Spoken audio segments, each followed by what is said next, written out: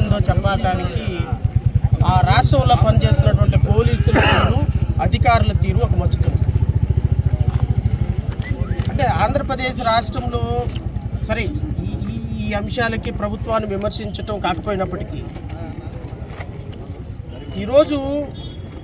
42 కుటుంబాలు కొన్ని 10 సంవత్సరాల నుంచి కష్టపడి రూపాయి పోగేసి సేల్ డీడ్ల ద్వారా అన్ని టైటిల్ డాక్యుమెంట్స్ అన్ని వెరిఫై చేసి బ్యాంక్ లోన్స్ తీసుకొని పక్కా ఆధారాలతోటి సేల్ డీడ్ల ద్వారా ఇళ్ళు కొనుక్కున్న తర్వాత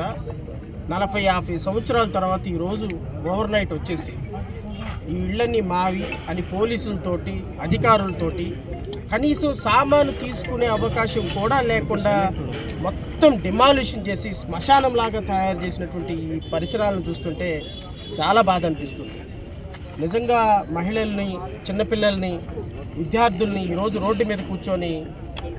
ఆశ్రమం లేక